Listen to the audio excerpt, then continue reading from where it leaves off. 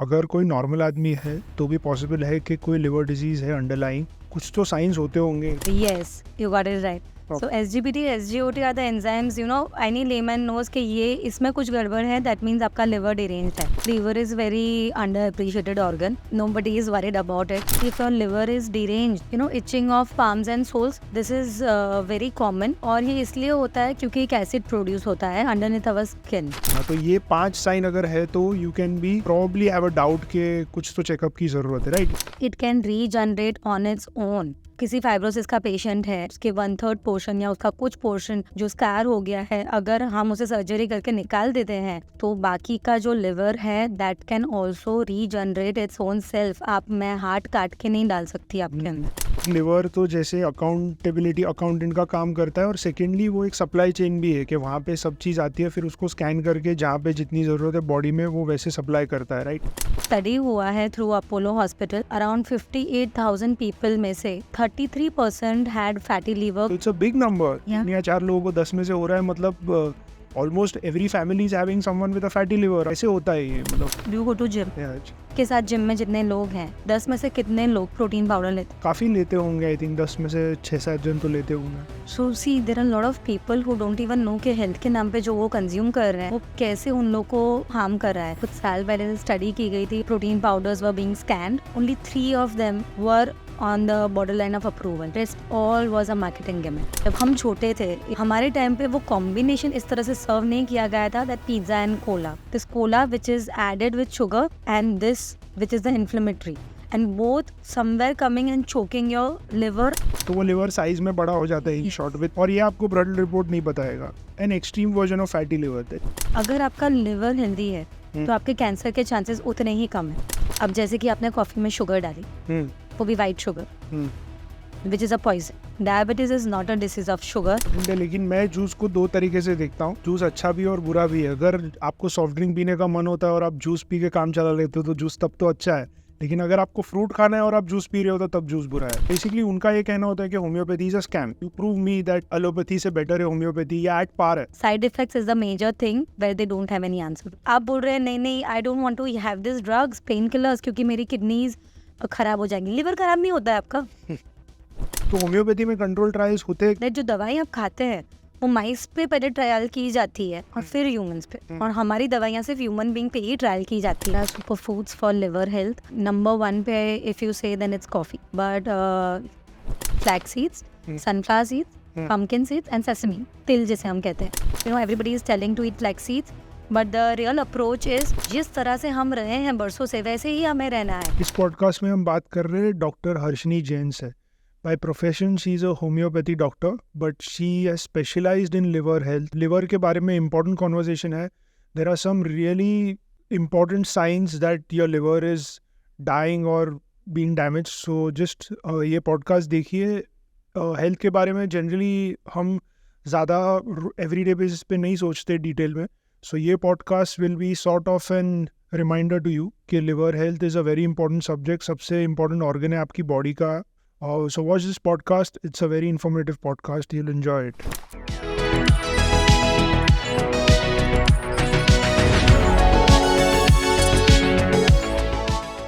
So Ashni ji, you are practicing since 10 years, I believe. Yeah, it's been a decade. Okay. और आप liver disease treat करती है, तो मुझे specifically ये जानना है कि अगर कोई नॉर्मल आदमी है तो जैसे आपने बताया था कि अगर सिम्टम्स नहीं है तो भी पॉसिबल है कि कोई लिवर डिजीज़ है अंडरलाइंग, तो कुछ तो साइंस होते होंगे. तो ऐसा कैसे पता चलेगा कि चेकअप कराना है या लिवर डिजीज़ है किसी को? So the basic problem with liver diseases कि सिर्फ ब्लड टेस्ट से आपको पता नहीं चलेगा कि आपको फैटी लिवर है या लिवर में कोई इशू है. सो एज अ होम्योपैथ, और आपने बहुत बार सुना होगा देयर आर सर्टेन साइंस जो बॉडी हमेशा सिग्नल करता है. So first and the foremost sign अगर आपको पता चले तो dark lines and skin tags, if you know, neck के आजू बाजू आ जाते हैं. So this is the very early sign to know कि आपका लिवर कहीं ना कहीं डिरेंज हो रहा है. Okay. Now why fatty liver always remains undiagnosed और हम उसे बहुत लेट डायग्नोज करते हैं is because first of all Indians में ब्लड रिपोर्ट और चेकिंग का ट्रेंड नहीं है. They don't want to go for reports. उन्हें ये डर लगता है कि रिपोर्ट्स कराएंगे शुगर आ जाएगी मुझे, मेरा मीठा बंद हो जाएगा. सेकेंडली, अगर काफ़ी इन्फॉर्म लोग हैं, एजुकेटेड लोग हैं, और maybe people are pushing now towards blood reports, तो वो सिर्फ ब्लड रिपोर्ट्स पे जाएंगे, only checkings of the blood parameters, और उसमें आपको कुछ नहीं मिलेगा. मतलब एक स्टडी हुआ है through Apollo hospital, around 58,000 people में से 33% हैड फैटी लीवर ग्रेड 1 और 2. Oh, But the kick point here is that only 1 out of 3 were showing elevated liver enzymes. But the SGPT, SGPT, SGOT, yes, you got it right. So SGPT, SGOT are the enzymes, any layman knows कि ये इसमें कुछ गड़बड़ है, that means आपका liver deranged है. But here the point is कि it's not necessary कि आपको elevate होंगे ही वो. सो सोनोग्राफी वही माध्यम है जिससे आपको पता चल सके कि लिवर फैटी लिवर की तरफ बढ़ रहा है. ओके. लेकिन जैसे कि साइंस है कुछ 5-6, I don't know how many types of symptoms are there. कोई ऐसी स्टार्टिंग सिम्टम्स हो तो आदमी टेस्ट के लिए, नहीं तो बॉडी में इतने पार्ट्स है, किसी को कैसे पता चलेगा कि मुझे लिवर का ही टेस्ट कराना है. तो what are those red flags या साइंस जो ध्यान रखने चाहिए कि अगर ये हो रहा है तो आप जाके कुछ तो गलत है, टेस्ट कराइए. What are those signs? या so exactly the first thing is कि liver is very underappreciated organ. Nobody is worried about it. अभी आजकल सोशल मीडिया की जानकारी की वजह से people are much into gut health, लेकिन स्टिल लिवर प्रायोरिटी पे है ही नहीं. So as you ask, the first foremost signs what you can see is dark lines around your neck, skin tags. अब क्या होता है कि जैसे ही वो स्किन टैग्स आते हैं, आप डर्मेटोलॉजिस्ट के पास जाते हैं, स्किन टैग्स रिमूव कराते हैं, but that is not the solution. अंदर ही अंदर वो डिसीज़ तो बढ़ ही रहा है. Also one of the striking symptom you might see if your liver is deranged is itching, itching of palms and soles. This is very common. और ये इसलिए होता है क्योंकि एक एसिड प्रोड्यूस होता है अंडरनीथ अवर स्किन, और इसकी वजह से हमें वो इच आता रहता है. And that is because somewhere your bile is getting obstructed. Bile is produced by liver. So, itching of palms and soles continuously over a longer period of time is one of the early symptom. Also, there are very small signs. आप देखेंगे day in day out, आप relate कर पाएंगे. जैसे कि cracked heels होती हैं. आप बाहर से कुछ मार्केटिंग वाले जो ऑइंटमेंट्स आते हैं, ट्यूब्स आते हैं, वो लगा के उसे हील करने की ट्राई करते हैं. यू थिंक ड्राइनेस हो गई है स्किन में, या विंटर्स में ये होता ही है. But cracked heel is for a longer period of time is also one of the sign liver damaged है. बिकॉज विटामिन जो नायसिन है वो लिवर में होता है. अब जब लिवर डिरेंज्ड है, लिवर टॉक्सिक होता जा रहा है, then liver will use that vitamin खुद को मेंटेन रखने के लिए. तो it will not transfer it to the other parts of the body like skin. So that vitamin is responsible for the smoothness, suppleness, the elasticity of your skin. इसीलिए आपको dryness हो जाएगा. पहले heels पे आएगा, otherwise later on you find dry skin also. So these are the common signs. Also you will find dark urine. आपका urine का color बहुत dark होता जाता है, because obviously bilirubin accumulate होता है, और वो accumulated bilirubin आपका यूरिन का कलर डार्क कर देता है. One of the striking sign I would say is stool का कलर चेंज होना. अब जनरली अगर आप देखें तो वॉशरूम में when any person goes for stool, the stool ideally has to be dark brown और ब्राउन इन कलर. जैसे ही यू नोटिस कि the colour of the stool has become fade और लाइट, वो क्ले कलर्ड होता जा रहा है, हियर इज द साइन कि आपका लिवर कहीं ना कहीं इफेक्ट हो रहा है. ओके. सो पहले आपने बताया एक स्किन टैग्स और लाइंस और डार्क लाइंस, और दूसरा आपने बताया इचिंग, एक्सेसिव इचिंग. थर्ड आपने बताया cracked heels and dry skin. Fourth आपने बताया यूरिन का कलर हो जाता है because of excessive bilirubin, right. और फिफ्थ है स्टूल कलर चेंज होना. तो ये 5 साइन अगर है तो you can be probably have a doubt के कुछ तो चेकअप की ज़रूरत है, राइट. ये इंडिविजुअली हम ये भी क्लियर करते हैं कि इंडिविजुअली ये साइंस किसी को हो सकती है, ज़रूरी नहीं है कि ये इससे रिलेटेड हो. लेकिन अगर ये 5 में से 3-4 चीज़ तो है तो डेफिनेटली कुछ गलत है. You need to go for a checkup, right. तो लिवर का पहले तो रोल, जैसे आपने बोला ना कि बहुत अंडररेटेड ऑर्गन है और काफ़ी यूनिक ऑर्गन भी है, मैंने भी थोड़ा पढ़ा उसके बारे में. तो इसका यूनिकनेस लिवर का, how is it different than a heart for example? Liver का क्या रोल है और how is it unique as an organ? First of all अपना बॉडी का सबसे बड़ा ऑर्गन है, coming on the right side. वजन ही ऑलमोस्ट 1-1.5 किलो का तो सिर्फ वजन है लिवर का। तो इसीलिए आपने बहुत बार देखा होगा जब सिरोसिस के पेशेंट होते हैं, फाइब्रोसिस के पेशेंट होते हैं, उनका पेट बहुत एनलार्ज्ड होता है क्योंकि वो लिवर पूरा स्वेल्ड अप हो गया है, right. These are the last stages जहाँ से वो इरिवर्सिबल में चला गया है। So there are 4 grades in fatty liver, grade 1, 2, 3 and then cirrhosis and fibrosis which is scarring and irreversible changes. The uniqueness about liver are 2 things.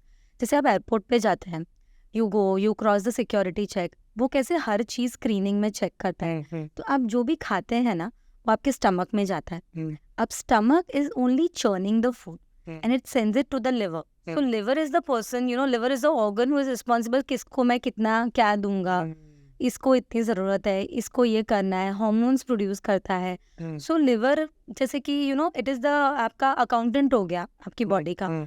So first uniqueness is liver is very important and majority of people don't know that. Second uniqueness is it can regenerate on its own.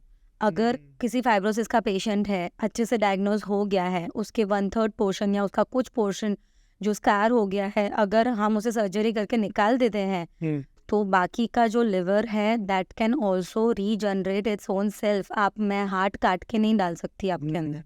So liver can regenerate also in cases of fatty liver which is still in reversible phase, grade 1, grade 2.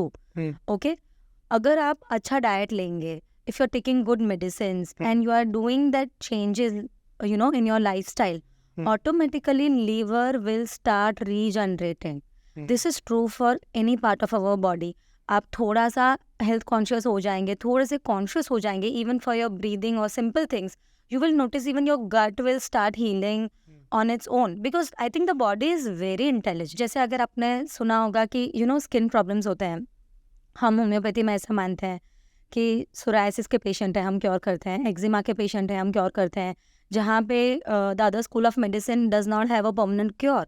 People have to take large amount of ointments and medicines throughout their life and there is no end to it, whereas in homeopathy we have result. तो जैसे ही हम case लेते हैं we always observe कि पहले कुछ तो था जो दबाया गया था, जो सप्रेस किया गया था. सो बॉडी विल ट्राई कि उसको वो एक बाउंड्री की तरह बांधे, पहले वो लेसर इंपॉर्टेंट ऑर्गन पे जाए. इट शोज ऑन स्किन, जैसे कि मैंने अभी वो क्रैक्ड हील की बात की. तो बॉडी विल ट्राई कि वाइटल ऑर्गन्स को प्रोटेक्ट करे एंड लेसर इंपॉर्टेंट ऑर्गन्स पे जाएगा एंड धीरे धीरे it will go deeper. Similarly in homeopathic treatment also, जब हमारी मेडिसिन करेक्ट वे में एक्ट कर रही है तो patient will find out all symptoms coming back. So वो घबरा जाएगा, वो हमारे पास आएगा something is wrong and this is the time when we say कि no we are on the right path. Correct. So to sum up what you said is कि एक लिवर तो जैसे अकाउंटेबिलिटी अकाउंटेंट का काम करता है, और सेकेंडली वो एक सप्लाई चेन भी है कि वहाँ पे सब चीज़ आती है, फिर उसको स्कैन करके जहाँ पे जितनी ज़रूरत है बॉडी में वो वैसे सप्लाई करता है, राइट. और जो ज़्यादा इंटरेस्टिंग बात थी वो ये थी कि आप बोल रहे हैं कि अगर लिवर का कुछ हिस्सा ठीक नहीं है उसे ऑपरेट करके निकाल दिया तो फिर जो बाकी का बचा हुआ छोटा हिस्सा है वो वापस ग्रो करेगा, और वो ग्रो उतना करेगा जितना ओरिजिनल साइज का था automatic. Yeah, now it all depends, on the age, on the constitution of that person, the health of that. अगर यंग एज में हो गया तो ज़्यादा चांसेस है रिकवरी के, ऐसा है. अभी in fact I would like to say कि आजकल जो फैटी लिवर के केसेस हैं वो ज़्यादातर यंगर जनरेशन में है. यू मस्ट बी नोइंग, आपने इतना पेपर में न्यूज़ में पढ़ा होगा दैट इंडिया में non alcoholic fatty liver is highest. अभी आज मैं किसी भी लेमन को पूछूंगी लिवर का दुश्मन कौन है तो आप सबसे पहले बोलोगे करेक्ट, अल्कोहल. तो हम जैसे ही लिवर को रिलेट करते हैं ये मर गया, इसका मतलब पेट इतना बड़ा हो गया, 100% ये पीता होगा, या that's why his health has got deranged. But now today the scenario is there are a lot of people who know conscious consumption of alcohol also. Secondly, आप इतना अनहेल्दी खाने में चले गए हैं कि अल्कोहल इज वो कहीं ना कहीं इक्वलाइज कर रहा है. आप अल्कोहल शायद सबसे बड़ा फैक्टर है ही नहीं. आप जो खा रहे हैं प्रोसेस्ड फूड एक्सेट्रा वो है, तो इसे आई थिंक वो नॉन अल्कोहलिक फैटी लिवर कहते हैं. What you are talking about कि जो अल्कोहल कंज्यूम जिसने कभी नहीं किया उसे भी होता है फैटी, उन्हें ही हो रहा है. और उसके केसेस इंडिया में हाईएस्ट है आई थिंक. सो डेटा के हिसाब से 10 में से 3 या 4 लोगों को अप्रोक्सीमेटली हो रहा है. तो इट्स अ बिग नंबर. 3 या 4 लोगों को 10 में से हो रहा है, मतलब almost every family is having someone with a fatty liver. A family of 4 is having 1 person with a fatty liver, right. तो ये क्या खाने से, मतलब कैसे होता है ये, मतलब हाउ डज दिस हैपन? सी जो कॉमन चीज़ें हैं जो मेजॉरिटी ऑफ पीपल कंज्यूम कर रही है, जैसे कि इन्फ्लेमेटरी फूड, प्रोसेस्ड फूड, उस पर मैं बाद में आऊँगी। आज अगर हम एज वाइज देखें तो earlier fatty liver was predominantly more in male, specially for the age above 40। इसीलिए आपने देखा होगा जब हमारे पापा हैं, हमारे ग्रैंडफादर हैं, आफ्टर सर्टेन एज उनका पेट बढ़ जाता है, the size, the waist line increases. This is the sign कि शायद grade 1 grade 2 fatty liver आया है at that age. Today if you say the people who are most prone, you will be shocked to know they are very young people. Do you go for workouts? Yeah, Do you go to gym? yeah, actually. Yes, you work out. So के साथ gym में जितने लोग हैं 10 में से कितने लोग प्रोटीन पाउडर लेते हैं? काफ़ी लेते होंगे, आई थिंक 10 में से 6-7 जन तो लेते होंगे। So see, there are a lot of people who don't even know कि हेल्थ के नाम पे जो वो कंज्यूम कर रहे हैं वो कैसे उन लोग को हार्म कर रहा है। See you go for workout, I think exercise is a free anti depressant every person has, and it is very good to workout in any form, okay. But the younger individuals are going to gym, they are going for workout, आपको muscle build करना है, you want to build a physique. So obviously आपके instructor या फिर आप किसी physician के पास भी जाओगे या आपके डायटिशियंस हैं तो आपको बोलेंगे कि भाई start with protein powder, you need muscle. Obviously we need muscle, muscle is a very important part of a human body, because after 30 after 40 you start losing muscles. इसीलिए आपने देखा होगा कि जैसे ही एज बढ़ती है we start drooping our shoulders, muscle mass decrease होता है। And any which way in India more of vegetarian people don't have more protein content. You are a vegetarian? Yeah, vegetarian. So this problem is in every vegetarian family कि हमें अच्छा protein नहीं मिल रहा है, तो we go for protein powders. Now did you even check कि वो प्रोटीन पाउडर में क्या है?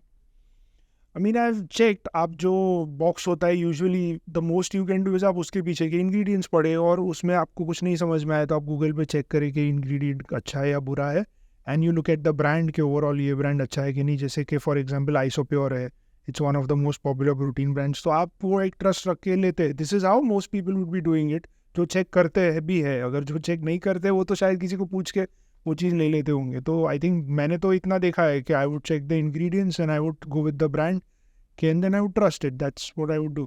कुछ साल पहले स्टडी की गई थी, ऑलमोस्ट आई थिंक 50 जितने protein powders were being scanned, and we will be shocked, only 3 of them were little bit on the border line of approval, rest all was a marketing gimmick. तो क्या उसमें गलत था, मतलब जो नहीं approve हुए, what was the wrong? First thing, अगर किसी को भी प्रोटीन पाउडर्स बाय करने हैं, I think the first thing you need to check is उसमें शुगर कंटेंट कितना है। अगर उसमें शुगर एडेड है, throw it away, don't take that. Correct. Also there is whey, there is plant protein, दोनों ही अच्छे हैं, दोनों अच्छे से एब्जॉर्ब भी होते हैं। अगर प्रोटीन पाउडर की टाइप जैसे आपने बोला आइसोलेट्स है, हाइड्रोलाइज्ड है, isolate is good, it's expensive, absorption is good, hydrolysed is also good, उसका एब्जॉर्प्शन भी विद इन 2 hours है, it is little cheaper than isolate, both are good. I think what every person should see first of all is sugar content, and second आपकी body को क्या suit हो रहा है। Every body is different, and this is what not only my pathy believes, this is how health is. What suits you won't suit me. Yeah, so आप एक protein powder शुरू कीजिए, wait for 21 days. At 21 days it takes to to judge any product in your body, to start any new thing in your life. So आप 21 days wait कीजिए। अगर आपको लग रहा है you see कुछ भी अलग लग रहा है पहले से, see youth going to gym, they have acne breakouts like mad, इतना, क्योंकि वो लोग स्कूप पे स्कूप लिए जा रहे हैं, एंड ऑल्सो द मिल्क, सो वो वापस वो कॉम्बिनेशन हार्मोन डिस्टर्ब बोलते हैं लेना भी पानी में चाहिए शायद मिल्क से ज्यादा if you are taking protein. लेकिन almond milk is good. Dairy, obviously we all know how it has become a culprit in everybody's life now. So you can go for almond milk, go for soy. So there are a lot of options. But you need to check it. और आपको क्या suit करता है वो किसी और को suit होगा वो जरूरी नहीं है। If you isolate is suiting you, good for you. If hydrolyze is suiting you, good for him. Check out. Body will always give you a signal. Correct. So ये बोल रहे हैं आप ये सब चीज़ कंट्रीब्यूट करती है इन सम वे और दी अदर फैटी लिवर में, ठीक है। लेकिन पहले तो आप एकदम लेमैन को समझाइए कि फैटी लिवर एक टर्म है, वो होता क्या है। मतलब जैसे अगर लिवर है तो वो रियल में क्या होता है जिसको फैटी लिवर बोलते हैं, वो बड़ा हो जाता है, उसके ऊपर कुछ डिपॉजिट होता है, what happens? So basically liver जैसे कि हमारा राइट साइड पे है, राइट? अब जैसे आप मैदा खाते हैं, you go for pizzas and all kind of junk, also sweet and beverages, वो जो कॉम्बिनेशन है, जब हम छोटे थे, इफ यू नो 80s और 90s kids, anybody over here, okay, हमारे टाइम पे वो कॉम्बिनेशन इस तरह से सर्व नहीं किया गया था, that pizza and Cola, French fries and Cola, you know this combination, this cola which is added with sugar and this which is the inflammatory, and both somewhere coming and choking your liver along with your gut, so वो दोनों को attack कर रहा है सबसे पहले। अब ये सारा प्रोसेस फूड कहाँ जाएगा? स्टमक में से लिवर में जाएगा। अब लिवर में क्या करता है? It start accumulating in the form of fat. अभी लिवर के पास कोई ऑप्शन ही नहीं है, सब ग्लूकोज होगा तो वो उसको एनर्जी में कन्वर्ट करेगा, फैट होगा वो किधर देगा? Start depositing. तो वो एक्सक्रीट नहीं कर देता, एक्सेस फैट है तो फिर कितना करेगा? इंसुलिन की डिमांड बढ़ जाएगी ना, कितने हार्मोन्स हैं, मतलब आप कैपेसिटी से ज्यादा डाल रहे हो तो वो capacity एक्सक्रीट से नहीं कर पा रहा है। ये आपका बीपी बढ़ता रहता है। आपको लगता है कि लिवर कैसे इफेक्ट होता है अगर आपका बीपी रेज हो रहा है, आपका कोलेस्ट्रॉल रेज हो रहा है। People will be shock to know that even when your cholesterol raises, you please go and check your fatty liver. Heart attack आ रहे हैं, आप लिवर चेक कीजिए एक बार, क्योंकि साइकिल वहां से शुरू होती है। ये तो ऐसा हो गया कि आप एम्बुलेंस को कल्प्रिट बना रहे हो। सो HDL LDL सारा रेशियो जाता है, अब वो लिवर पे फैट जमा होता जाता है, इट स्टार्ट्स ग्रोइंग। तो वो लिवर साइज में बड़ा हो जाता है, Yes. Short with the fats. Now before the liver was this much, now it's this much. So then it starts growing grade 1 grade 2। और ये आपको ब्लड रिपोर्ट नहीं बताएगा? अब एज आई टोल्ड, हर बार जरूरी नहीं है कि पता है। one out of 5 in that study had were SGPT SGOT which were high.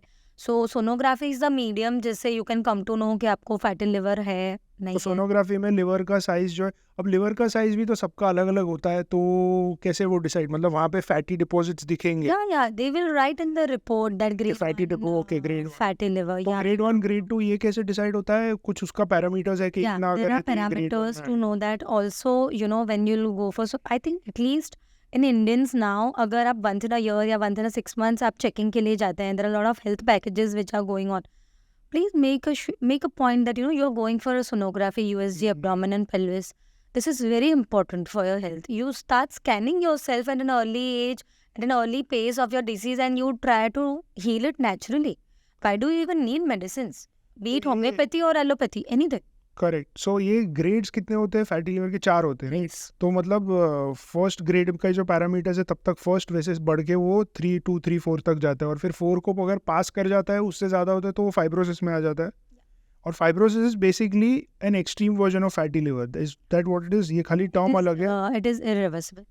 Okay. It is irreversible. Then you are on the last stage, first of all. तो ये फैटी लिवर का जो एक्सट्रीम बढ़ जाता है वर्जन, तो वो fibrosis में चला जाता है, जो आपने कहा इरिवर्सिबल होता है, राइट? तो फाइब्रोसिस के कितने स्टेजेस होते हैं जिसके बाद वो सिरोसिस में जाता है? देख, तो how many stages is fibrosis? So basically fatty liver itself is grade 1, 2, 3 and 4. अब जब फाइब्रोसिस होता है तब क्या होता है कि स्कारिंग शुरू हो जाता है। So it goes to an irreversible stage, जहाँ से हम उसको वो ऑटो जनरेट खुद को नहीं कर पाएगा। This is where surgery needs come. अब जैसे कि इंसान एज में छोटा है या उनका हेल्थ, उनका बिल्टअप कैसा है, उस पर सब डिपेंड करता है आप सर्जरी ले पाओगे भी कि नहीं। सर्जरी माने कि जो वो हिस्सा है उसे निकाल दिया उसे काटने का। और उसके बाद भी अगर आपने वही सेम लाइफस्टाइल रखा तो वो जो सर्जरी के बाद वाला वर्जन है उसको भी वही सेम चीज़ फिर से हो सकती है? सर्टेनली। इनफैक्ट आई फील कि जो लोग वो सर्जरी में जाते हैं उस स्टेज पे, तब तक आई थिंक उनकी किडनीज भी काफ़ी डैमेज हो जाती है, बहुत काफ़ी डैमेज हो चुका होता है। Because I think in our body everything is connected. जब लिवर इस हद तक डैमेज हो गया है तो आपके हॉर्मोन्स कितने बर्नआउट हो चुके होंगे। What would be the state of insulin and what would be the state of HDL, LDL? So I think जब grade 1, grade 2 में है तभी आप उसको रिवर्स करो। That is the precaution is always better than cure. Yeah. Okay. और cirrhosis में, fibrosis में स्कारिंग होता है, और सिरोसिस क्या होता है फिर? So cirrhosis उसके पहले का स्टेज है। So cirrhosis ऑल्सो आप बहुत अर्ली स्टेज में आपने फाइंड कर लिया है, आप आपने काफ़ी हेल्थ एंड लाइफस्टाइल चेंजेस कर दिए हैं, and you are very healthy also, अगर तो you will be able to manage it somehow with health requirements and precautions. Otherwise it will go to scarring phase. अब स्कार क्या होता है, जैसे आपको बर्न होता है, वहाँ का टिश्यू स्कार हो जाता है, वो धीरे धीरे संकोचना शुरू कर देते हैं. ऑल्सो ऑलवेज रिमेंबर, अगर आपका लिवर हेल्दी है तो आपके कैंसर के चांसेस उतने ही कम है. Is it? Yes, Any types of cancer? Any type. आपका लिवर जितना हेल्दी है उतने कैंसर के चांसेस कम है. आपका लिवर थोड़ा बहुत भी टॉक्सिक होना अगर शुरू हो गया at this age, at this phase what you are talking, तो समझ लो कि कैंसर के चांसेस बहुत हद तक बढ़ जाते हैं. और क्या टेक्निकली रिलेशनशिप है, मतलब क्या होता है लिवर में जिससे बेसिकली जैसे ही लिवर इतना टॉक्सिक हो जाता है, गट उस टाइम तक आपकी गट भी पूरी इम्पेयर्ड हो चुकी है. तो आपका बॉडी का जो इम्यून सिस्टम है वो ऑलरेडी इतना हिल चुका है. You must be 100% by that time insulin resistant. अब जैसे कि आपने कॉफी में शुगर डाली, वो भी white sugar, which is a poison. This is the basic thing. At this age आप इतना वाइट शुगर अगर आप ले रहे हो, तो I think by 10 years down the lane, अभी आई डोंट नो वीकेंड्स पे आप कितना कंट्रोल कर रहे होंगे जंक खाना. अभी I have patients who are very health conscious, who are very young, but they are managing themselves. We also are in a lifestyle where everybody cannot just go into a complete healthy and raw eating. Yeah, but they choose their battle. They choose it कि no, Monday to Friday I'm going to eat this, या weekend अगर मुझे यहाँ जाना है तो I will try to swap it this way, or I'll do these things to combat the unhealthy stuff what I have ate. This doesn't mean कि मैं आपको unhealthy खाने का बोल रही हूँ, but I think sugar is the biggest poison. I mean, जो लोग खाते भी होंगे, मुझे नहीं लगता वो ये समझ के खाते होंगे कि अच्छा है या जो भी है, लेकिन there has to be a balance between what you taste, like what you like taste wise and healthy eating. अगर आप किसी को ये कहोगे कि कल से आप शुगर मत खाइए, वो उसने अगर ये फॉलो कर दिया तो वो शायद 10 दिन शुगर नहीं खाएगा, वो 11वें दिन जितना खाता था उससे ज़्यादा खा लेगा. तो आप किसी को ये कहेंगे कि ये बंद कर दो, तो I think so controlling things is also a way of doing it rather than stopping things. Certainly. अभी अगर आप देखेंगे कि पहले के हमारे जो डिजीज थे वो कैसे थे, और आज के हमारे जो लाइफस्टाइल डिसऑर्डर है वो कैसे है, there is a difference if you see. जैसे कि आज अगर हम जनरल सेंस में बात करते हैं तो हम बोलते हैं ना कि अब मेहनत से ज़्यादा स्किल्ड काम का ज़्यादा ज़माना है. It's the time of not of hard work but of smart work, right. तो सिमिलरली हमारे डिसीजेज भी बहुत स्मार्ट हो गए हैं अब. So it needs a smarter approach. अब if you are a diabetic and what if I tell you that you can have a chunk of chocolate, you will be shocked, but I am literally allowing some of my patients to have the chunk of chocolate, that small 4-piece बार जो है वो आप खा सकते. सो ask me how. Now I'll tell you the hook here. Okay, it's a smart way of dealing with diabetes. First of all, to clear everyone, जो लोग सोचते हैं कि diabetes is a disease of sugar, diabetes is not a disease of sugar. It is a disease of resentment. जब long term grief and you are unable to forgive certain situation, you are unable to forget that thing emotionally, और वो long term grief और resentment आपके अंदर रह जाता है, तब जाके आपको डायबिटीज आता है. ऑब्वियसली जेनेटिक, मतलब स्ट्रेस रिलेटेड है आप ये. या stress related, but it is particularly on resentment and unable to forget and forgive certain situations. It gives rise to diabetes which is non-genetic. तो इसका कोई साइंटिफिक एविडेंस है? Yes, there are a lot of evidences. I think we can discuss that for hours. There have been control studies where patients have said that we've had this problem, and then those people have had more cases of diabetes. ऐसा है? Yeah, it's a disease of resentment. It's a disease of bitterness. फर्क सिर्फ इतना है कि जब diabetes आ जाता है आप उसके बाद शुगर नहीं खा पाते. तो आज अगर आप शुगर ज़्यादा खा रहे हो तो आपको डायबिटीज नहीं हो जाएगी, right. So second thing what I would like to say is, for example आपको वो चॉकलेट खाना है और आप डायबिटिक हो, okay, and if I am allowing you as a patient, okay, so it's a simple hook. You take handful of almonds, eat those almonds, after 2 minutes, after 5 minutes, eat that chocolate. तो इससे क्या हुआ? आपका blood glucose level spike नहीं होगा. Okay. और अगर आप ऐसे ही वो चॉकलेट खाओगे, you check in your CGM, आपका ब्लड ग्लूकोज लेवल बहुत ऊपर स्पाइक होगा क्योंकि चॉकलेट है. Correct. वो तुरंत स्पाइक करेगा. But if you are eating almonds before that और handful of makhanas before that, तो आपका ब्लड शुगर लेवल उतना स्पाइक नहीं होगा. And here it is provided how and how well my patient is and of course how case to case भी ये depend करते हैं, हर yeah. जन को आप सेम चीज नहीं या या Correct. So similarly sugar also how you said कि आप 10 दिन के लिए किसी को बंद कर दोगे तो 11वें दिन वो कंट्रोल नहीं कर पाएगा. This was a very nice thing what you observe. So don't do that willpower thing. If you want to control your because ये आपको पूरी लाइफ करना है, ये आपको Correct. गोल अचीव करने के लिए करना है तो आप कर सकते हैं. Just caught a perfect point. क्योंकि अगर विल पावर से करने जाओगे ना, आप लड़ोगे, आपके हैप्पी हार्मोन्स जो सीक्रेट हो रहा है वो मर जाएंगे. You are not happy from inside, you are craving for that sugar, right? So you won't be happy, तो आपके हार्मोन्स कहीं ना कहीं इम्बैलेंस होंगे. Try to do it in a smarter way. Give anti inflammatory food to your gut. Give fibre rich food to your gut. जैसे ही आप वो ज़्यादा खाने लगेंगे, व्हाट इफ आप every day you are taking properly 2 or 3 servings of seasonal fruits. Here I am talking about seasonal fruits means colored fruits and vegetables जो हमको सीजन से आते हैं. जैसे अभी मानसून है, you are getting a lot of peach, pear, cherry, plums, so which are very rich in pectin. अब ये क्या करता है, आपकी गट जो इन्फ्लेम हो गई है उसको शांत करने की कोशिश करता है. अंदर से ही आपको मन कम होने लगेगा, और फिर जब आप उसको फाइट करोगे ना, तो you will fight it in a smart way. Why can't you have that sugar? You can have that. Correct. लेकिन बहुत सारे डॉक्टर्स फ्रूट्स भी खाने को मना करते हैं, बोलते हैं कि जिनको डायबिटीज़ है या शुगर जिनका हाई है उनको फ्रूट से भी शुगर मिलती है. तो ये सच है कि फ्रूट्स की शुगर भी अच्छी? I don't approve this. I think dietitian बहुत सारे ऐसा बोलते हैं. Actually, this is the problem. Mangoes बोलते हैं कि बुरे हैं. या मैंगो जहर है. या I just found this on social media before a few months, summer में. So the basic thing is fruits are never bad for you. Any natural thing, any whole food which has come from mother nature to you is not bad. Correct. आप उसको अगर किसी भी type के process में डाल के बाद आप ले रहे हो तो वो खराब है. इसीलिए हमने एक वीडियो भी बनाया था. आप फ्रूट लीजिए, आप फ्रूट जूसेस मत लीजिए. अभी the first thing you must have observed, if you are going for wedding, you are going to somebody's party, okay, आपको सबसे पहले वो लोग मॉकटेल सर्व करेंगे, आपको फ्रूट जूसेस सर्व करेंगे. अब ये आपको एक तुरंत स्पाइक देगा. So these are bad. Try to take whole fruit. उसमें फाइबर भी है, उसमें वो सारे नेचुरल विटामिन और मिनरल्स हैं. क्यों नहीं लेना है? बिल्कुल लेना है. Correct. I think so juice का आपने जो पॉइंट बोला वो इम्पोर्टेंट है, लेकिन मैं जूस को 2 तरीके से देखता हूँ. जूस अच्छा भी है और बुरा भी है. अगर आपको सॉफ्ट ड्रिंक पीने का मन होता है और आप जूस पी के काम चला लेते हो तो जूस तब तो अच्छा है.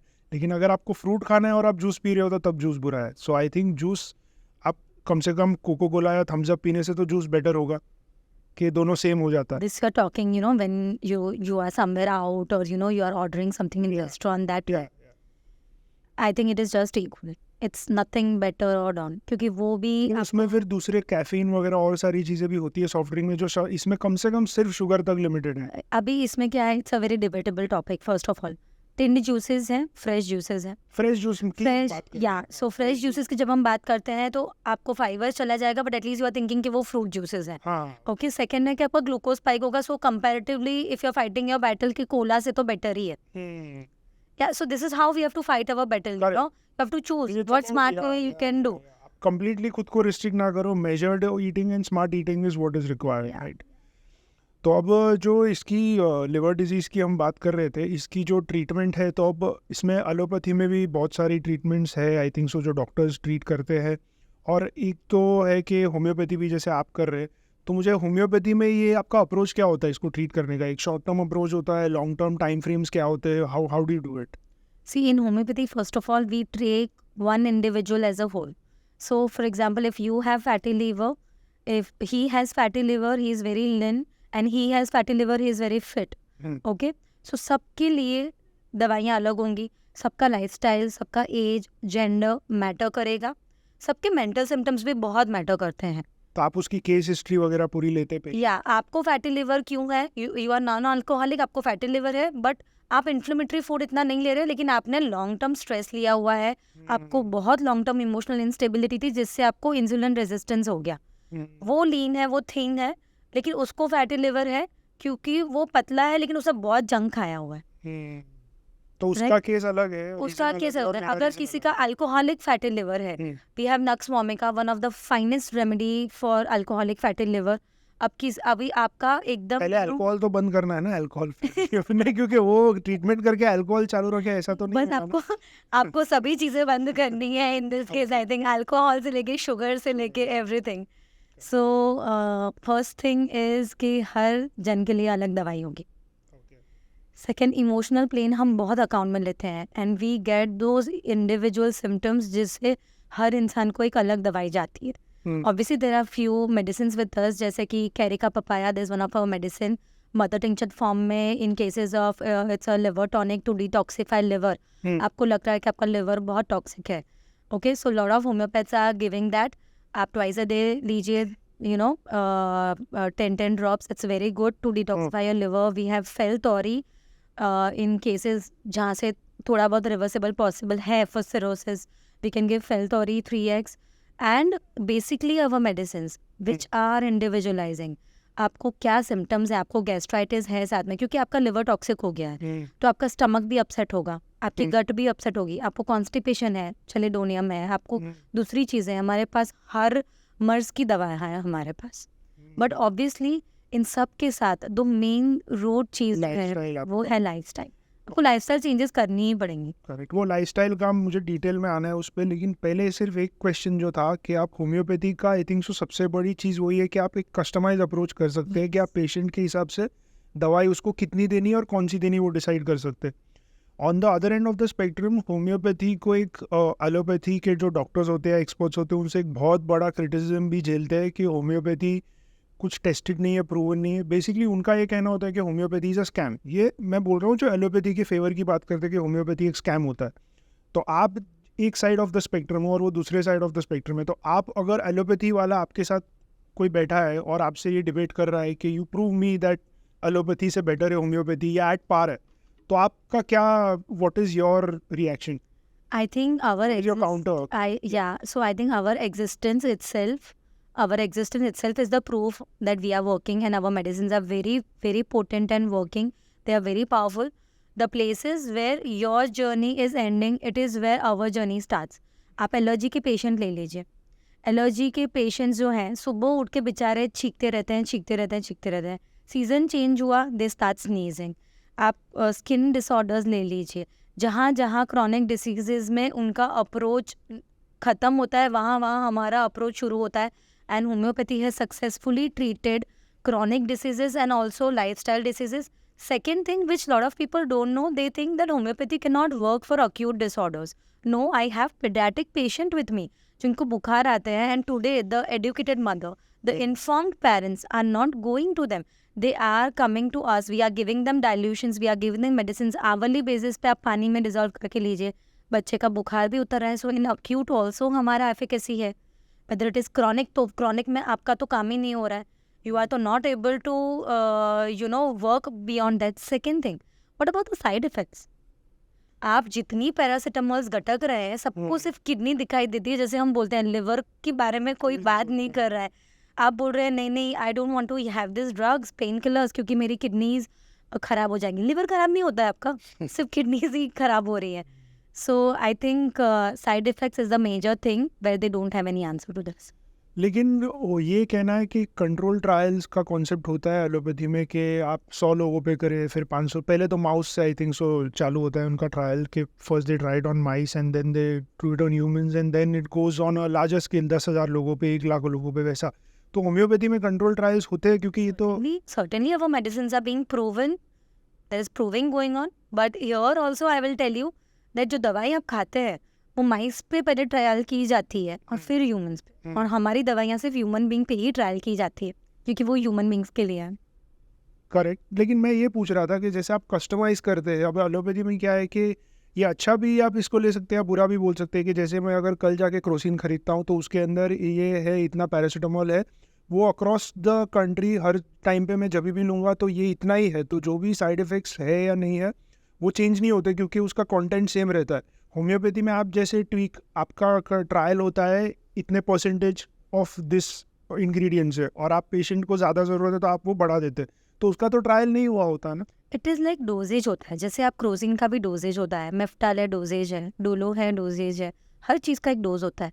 तो हमारी मेडिसिन की भी डोजेज है, it is just the dose. लेकिन are the ingredients Potency- mentioned on the pack? Certainly, अभी इसमें कैसा है, we have an individual approach, right?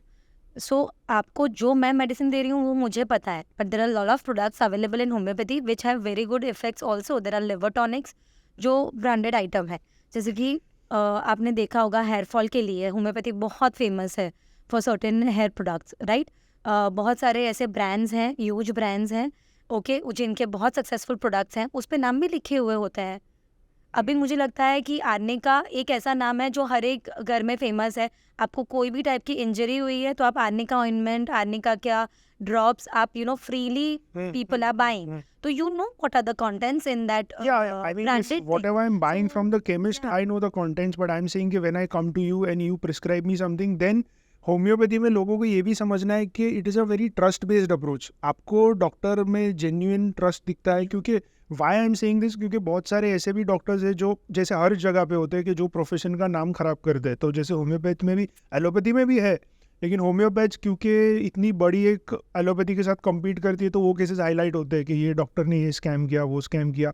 तो आई थिंक सो जब पेशेंट आपके पास आए तो first thing you should look for कि एक आपके एक जनरल स्मार्टनेस पे आप ट्रस्ट रखें। आप सामने वाले डॉक्टर को पहले ट्रस्ट अगर आ रहा है आप पे तो, क्योंकि आपने अगर किसी के पास भी आप चले गए, जैसे कि I googled an homeopath doctor and I went to that doctor and मैंने उनसे डिटेल में बात नहीं की, मेरी केस हिस्ट्री डिस्कस नहीं की और मैंने दवाई ले ली और फिर मेरे साथ कुछ गलत हो जाता है, तो उसमें मेरा भी कंट्रीब्यूशन है कि अगर मैंने वो टाइम नहीं दिया समझने में डॉक्टर के साथ तो ये प्रॉब्लम हो सकती है। तो that is why I am saying कि it's a trust based approach जहाँ पे आपको ट्रस्ट करना है डॉक्टर को। Exactly, I think faith on the doctor is very important. Yeah. One thing what I would say कि मैं भी अपनी क्लिनिकल प्रैक्टिस में बहुत ऑब्जर्व करती हूँ इज बहुत बार patients also become very impatient, because if you already have a chronic disorder, अगर आप ऑलरेडी सोराइसिस लेके आए हो, आप ऑलरेडी डर्मेट के पास घूम के आए हो, आप ऑलरेडी थक के आए हो, अब आप जल्दी रिजल्ट चाहिए फिर। अभी आप मेरे पास आए हो, अभी यू हैव टू वेट, क्योंकि मुझे तो आपने मेरा काम तो डबल कर दिया है, पहले ही आपने एलोपैथिक लेके उसको सप्रेस कर दिया है।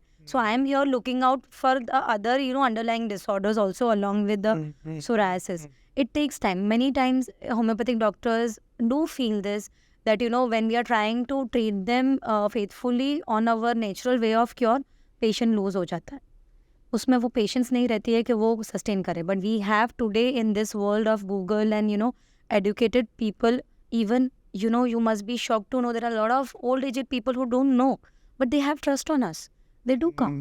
आई थिंक आप लोगों के लिए सबसे बड़ा वेपन तो नहीं बोलूँगा, नेगेटिव साउंड करता है, लेकिन आपके लिए सबसे बड़ा एक सिल्वर लाइनिंग हो सकते हैं आपके जो क्योर्ड ट्रीटेड पेशेंट्स होते हैं, उनके टेस्टिमोनियल्स के बेसिस पे आप दूसरे पेशेंट्स को ये बोल सकते हैं कि अगर आपने मुझे ट्रीट किया है फॉर लिवर डिजीज़ और फॉर सम सोराइसिस, और मैं अगर I come forward and say कि yes I have been treated, तो वो सबसे बड़ा एक फैक्टर बन जाता है। सर्टेनली, एंड उससे हमें बोलने की भी जरूरत नहीं है। I think patient itself talks. हाँ, वर्ड ऑफ एक माउथ डॉक्टर करके का काम ही ऐसा है, आपने क्योर दिया, वो अपने आप आपको ही विल से कि what you have done.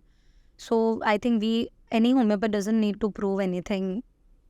Correct. So just to understand the concept and sum it up, Yeah. allopathy is something which is more about suppression, कि आपको अगर कुछ जो दिख रहा है आप उसको उस टाइम पे वो चीज़ को ट्रीट करते हैं। होम्योपैथी मानती है कि वो रूट कॉज को निकाले, और क्योंकि वो रूट कॉज तक पहुंचती है तो it takes more time than allopathy. Yeah, and that's the point. And anyway, when it is any school of medicine, whether it is homeopathy, it is Ayurveda, it is allopathy, I think we respect all the three school of medicines. We need them. Correct. So I think combined approach towards health is the time now. आप खुद ही अच्छे से खाना खाइए, आप खुद ही healthy lifestyle जिए। I think why even homeopathic medicine is needed. Food is your medicine. This is the first thing we have been taught in the first year of our college. Food is your medicine. Start taking food as your medicine. Correct. So This should be the approach. for food I wanted to ask, क्योंकि हमने liver की इतनी बात की, जो ऐसे कोई थोड़े से ऑप्शंस है जो लोग इजी टू गेट है, लाइक फ्रूट्स है, जो भी है which is easy to access और लिवर के लिए बहुत अच्छे है, ऐसी एक मतलब कोई आप बता सकते हैं जो लिवर, एंड ऑब्वियसली जो लिवर के लिए अच्छा होगा वो बॉडी के लिए भी अच्छा ही होगा, तो ऐसे कोई आप उसे सुपर फूड्स कहेंगे या क्या, आई डोंट नो, तो what are those? Yeah, there are superfoods for liver health. Especially, I think number one पे if you say then it's coffee, but not this coffee with milk and sugar. Black coffee? Pure organic coffee is, see, I'm not much a supporter of coffee, but when we talk about liver, coffee comes on the priority base. Why? Because coffee has chlorogenic acid. Coffee has those antioxidants जो आपके liver में से fat remove करने के लिए बहुत help करता है. So it is very beneficial. अगर आपको लग रहा है कि लिवर टॉक्सिक हो गया है, उसे डिटॉक्सिफाई करना है, start going towards having pure organic coffee. Also refrain. First of all, coffee is the most sprayed crop in India. So you have to refrain from those pesticides. So have a good quality organic coffee and you can mix ghee with it. Ghee is a superfood today if you say not only for liver but for your hormones, for your overall health. अगर आप मुझे पूछे the one superfood for your overall health, it is ghee. आप घी को coffee में मिलाइए, घी coffee पीजिए, it's very good. Second, for liver per se, I will say a magical drink is beetroot juice. Okay. उसमें जो contents है, उसमें जो phytonutrients हैं, they are very useful to detoxify your liver. आपको fatty liver में बहुत help करता है and it helps to वो regenerate जो liver करता है उसको उसमें बहुत support मिलता है. नंबर 3 ये जूस फॉर्म में लेना है या फिर क्योंकि फिर जूस फॉर्म में ये लेंगे तो उसके nutrients you can have that in beetroot, you can have in juice. Better है कि रॉ ले सकते तो या अगर आप रॉ लेते हैं इट इज़ गुड, नहीं तो you can have it in the form of beetroot juice also. So other thing super food for liver is green tea. Green tea has catechins, which is very very good to detoxify your liver and you can consume it every day. इतनी सारी आती है, कोई brand की लेनी चाहिए, क्या लेनी चाहिए? बहुत लुक आउट फॉर कंटेंट. कहीं पे शुगर कंटेंट है आप मत लीजिए. बिना शुगर की अच्छी ब्रांड की आप ग्रीन टी लीजिए. हर्बल ग्रीन टी है, आप बहुत सारे प्रोडक्ट्स अवेलेबल हैं. Green tea is very good for your overall. कुछ मिक्स नहीं करना, सिर्फ पानी के साथ. कुछ मिक्स नहीं करना है. अगर लोगों को लगता है they can add squeeze a lemon they can squeeze तो फिर ठीक है. या otherwise it is very good. Green tea popular हुई फॉर वेट लॉस. अभी इसका एक सिंपल लॉजिक था कि जैसे ही आपका लिवर डिटॉक्सिफाई होना शुरू करेगा तो अपने आप बॉडी फिजियोलॉजी में काम करेगी. बट वेट लॉस से ज़्यादा the focus should be green tea is very good for your gut, also for your liver. So it's a magical thing. Also turmeric, हल्दी जिसे हम कहते हैं, एंटीसेप्टिक प्रॉपर्टीज़ तो हम इंडियंस को हल्दी के सालों से पता है. हमारे घर में किसी को भी चोट लगती है मम्मी सबसे पहले हल्दी ही लगाती है. करेक्ट. कोई और ऑइंटमेंट नहीं लगाती है. तो हल्दी में जो टर्मरिक में कर्क्यूमिन है, it is very good to detoxify your liver. Garlic is very good, you can have garlic. और ये सब आप रॉ में बोल रही है या कुक्ड फॉर्म में भी ले सकते? Raw, see whenever simple logic है, whenever you have your liver damaged, whenever you have your gut damaged, start going on uncooked food, start going on raw food. क्योंकि न्यूट्रिएंट्स फिर उसके मरते नहीं हैं. आपने ऑब्जर्व किया होगा कि जो लोग कैंसर के ट्रीटमेंट्स के लिए अब्रॉड जाते हैं या अब्रॉड में भी अभी जिस तरह से वो लोग ट्रीटमेंट्स अभी कर रहे हैं, आपने first thing you would have notice, अगर आपको पता हो तो, फर्स्ट थिंग इज़ वो लोग सबसे पहले उनका कुक्ड खाना कम करते हैं and they switch the patient on raw food. So it is like एक सिंपल लॉजिक है. आपको आपका लिवर हेल्दी रखना है, these are the super foods. अगर आपका लिवर अभी हेल्दी है जैसा आप मानते हैं या आपको लगता है कि आपको स्किन टैग्स हैं, डार्क लाइंस हैं, you want to keep your liver healthy and you want to go on a conscious lifestyle. So first of all, जैसे चाइनीज़ मेथड था कि वो लोग अपना प्लेट कैसे डिवाइड करते हैं इनटू पोर्शंस, वैसे अपना एक बैलेंस डाइट है जिसे हम डिवाइड करते हैं 4 पोर्शंस में. जैसे कि कार्ब्स हो गए, अपनी रोटी हो गई, राइस हो गए. अभी राइस भी एक बहुत डिस्प्यूटेबल टॉपिक है. लोग बोलते हैं राइस मत खाइए. आई थिंक बिल्कुल खाइए. क्यों नहीं खाइए? तो वेट के लिए बोलते हैं. Yeah, but I don't think so. That's true. I really don't think. Why brown rice only? You can have your normal white rice. You can have that. Correct. So you divide your plate into 4 parts. You are taking your carbs, which gives you energy. Okay. You are taking your fiber. जो सब्जी है वो fibre है, right? So आपको आपका fibre मिल रहा है. That helps you to fight against infectious diseases. आपका immunity strong रखता है. Also fibers are rich in vitamins and minerals जो आपके fruits हैं, veggies हैं. Okay. Third is protein, जो आपकी दाल हो गई. Okay. Add protein. You have to eat that. Vegetarian के लिए क्या क्या सोर्स है? राजमा, दाल, प्रोटीन के लिए? क्योंकि नॉन वेज लोगों को तो बहुत सारे सोर्सेज पता है. वेजिटेरियन के लिए वेजिटेरियंस के लिए बहुत सारे सोर्सेज है. People think we don't have sources but I think you are not taking it. There are dals, हमारे जितने भी लेंटिल्स हैं, राजमा है, वो सारी चीज़ें हैं. Also when you want protein, जैसे गुड प्रोटीन बोलते हैं आजकल बहुत फेमस है. गुड प्रोटीन, इसमें ज़्यादा अमीनो एसिड्स हैं, ऑल एसेंशियल अमीनो एसिड्स हैं. जब आप दाल चावल को मिक्स करके खाते हैं, जब आप राजमा और चावल को मिक्स करके खाते हैं, तो उसमें आपको ज़्यादा अमाइनो एसिड्स मिलते हैं, ज़्यादा प्रोटीन सिंथेसिस होता है। अब आप वो राइस को निकाल रहे हैं, आप सिर्फ दाल को खा रहे हैं, तो आपको प्रोटीन मिलेगा दाल में से, बट क्यों? जिस तरह से हम रहे हैं बरसों से वैसे ही हमें रहना है। आपको वो रोटी भी खानी है, आपको दाल खाना है, आपको सब्जी भी खानी है, आपको राइस भी खाना है। आई थिंक पीछे जाने की जरूरत है। जो पहले कर रहे थे वो Yeah. ठीक था, फिर उसमें बहुत सारा इन्फ्लुएंस आ बहुत सारा गया अलग चीजों का। आ गया है। सेकेंडली, आप रोटी पे आप बोल रहे हो आप सूखी रोटी खाने लगे हैं, घी नहीं लगाना है, हमें वेट लॉस करना है। वाई? आप लेकिन बाहर घी बटर कैसे लगता है, खाओगे? जाते तो सैंडविच में बटर लगा के नहीं, खाते तो हैं। मेरे को आर्ग्यूमेंट में मेरे पेशेंट ये बोलता है कि मैं वीकेंड को पाव भाजी खाने वाला हूँ, तो उधर मेरा बटर आने वाला है, अच्छा, तो ये better- बैलेंस कर रहे हैं। तो मैं बैलेंस कर, like don't do this. See, this is what our rational mind does. Google देख के या सोशल मीडिया देख बैलेंस के करने के लिए हम अच्छी खुद चीज से- निकाल देते हैं क्योंकि Yeah. बुरी चीज खा सके। या हम खुद से बैलेंस करते हैं। Like it's okay, you eat that, but don't remove ghee from the roti. Ghee is very essential आपके हेल्थ के लिए। ओके, अदर थिंग मेरे को पूछना था कि जैसे कि खाने का एक बहुत ही एसेंशियल पार्ट है oil, the oil that your food is being cooked in. तो कैसे चूज करें? मतलब ये ऑयल का इम्पैक्ट होता है खाने पे, और चूज करें तो क्या ऑयल में ही खाए? अगर ऑयल यूज करें तो कौन सा करें? So certainly, oil has a huge and a very deep impact on your health, and we have a lot of good oils, but I think mustard oil is a good oil. Okay, Coconut oil is a very good oil. Olive oil आजकल सब बहुत ले रहे हैं, but I think olive oil is a very good oil. The problem with olive oil is it has just to be drizzled, you know, on your salad, या फिर आप अगर सौते कर रहे हैं vegetables, तो you just have to saute it. For Indian cooking, आजकल आप you know, you see on Google, you see on social media, olive oil is very healthy. People are switching in upper middle class families also. हमें ये तेल नहीं खाना है, हमें सिर्फ olive oil में बनाना है. But olive oil is not good for Indian cooking. हमारा heating point बहुत high है. So olive oil, use it only, you know, when lower heating की जब cooking. it's a very good oil. But you just have to drizzle it, you know, you just have to saute your vegetables in it. हमारे regular Indian cooking के लिए mustard oil is a good oil. Even sunflower oil, you can go, it's a very good oil. And coconut oil, obviously it is the best. So अपना traditional जो good Indian oils है, we need to stick on that. I think ghee is one of the best thing you can consume, but you should be able to digest it. I think बहुत time से use to नहीं है, तो you slowly make that change. आप suddenly घी में खाना शुरू कर देंगे, Yeah. नहीं खाते, तो I think it could be a slow change, Yeah. But it's better than oil, you are saying, right? Yeah, ghee is always better than oil, but you just have to be able to digest it. Okay. दूसरा एक मैं बहुत जगह देख रहा हूँ, ये seeds का है। अभी सीड्स का consumption, you know, lot of people post about it. तो ये बेनिफिशियल होता है? And which seeds are these which are beneficial? So there are a lot of seeds. अभी जैसे कि आपने मुझे पूछा कि वेजिटेरियन सोर्स ऑफ प्रोटीन क्या है, जैसे हमने दाल और लेंटिल्स की बात की. So hemp seeds is one of the seeds जो all vegetarians vegans can consume. Then you can mix them in your food, curries, everywhere. Very good for protein.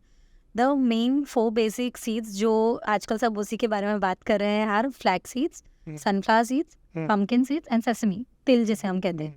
So obviously चारों seeds are very good for your health. Hormonal health के लिए it is very good whether it is male और female. Chia seeds are very trending nowadays. People are consuming chia in large quantities. It's very good for your health, but you should know how to consume it. You should know that it should be soaked very well before consuming it, because उसको पानी सोक करने का उसका तासीर है, पानी सोक करना. तो अगर आप उसे ड्राई कंज्यूम कर रहे हैं, चोक होगा. सेकेंडली, वो उसमें एक्सपांडिंग की जो कैपेसिटी है, इट इज़ ऑलमोस्ट 27x. वो बहुत ज़्यादा एक्सपांड होता है. तो प्रेफरेबली मिनिमम एटलीस्ट 1 आवर तो आप उसे सोक कीजिए. Secondly, I think one of the best seeds I can say a person should have every day, also for your liver health, gut health, for entire hormonal balance, for your heart also, it is flax seeds. आपने बहुत सारे जगह पे देखा होगा, YouTube पे, Google पे, flax seeds पे सब लोग, you know, everybody is telling to eat flax seeds, but the real approach is कि आपको वो फ्लैक्स सीड्स को ग्राउंडेड फॉर्म में कंज्यूम करना है. यू सी ऑन वीडियोस के कंज्यूम फ्लैक्स सीड्स, आपने उसको मुखवास में डाल दिया, आपने उसको 12 सीड मिक्स में डाल दिया एंड यू आर कंज्यूमिंग, वो बिल्कुल वेस्ट जा रहा है. It is just getting excreted. Flex seeds को ग्राउंड करिए और वो ग्राउंडेड फॉर्म में flax seed start eating it, you know. Omega 3 का भी एक अच्छा सोर्स है for very good for omega 3 for your brain functions. Great. तो आई थिंक मैं तो जो आपको पूछना चाहता था मैंने पूछ दिया. तो you anything that you want to say other than this? No, I think every person who is watching this video is going to gain some knowledge out of it, out of this. Yes. And to maintain a healthy diet and lifestyle is very important in today's day. Correct. Thank you so much. Thank you, Ashni ji, for coming on our podcast.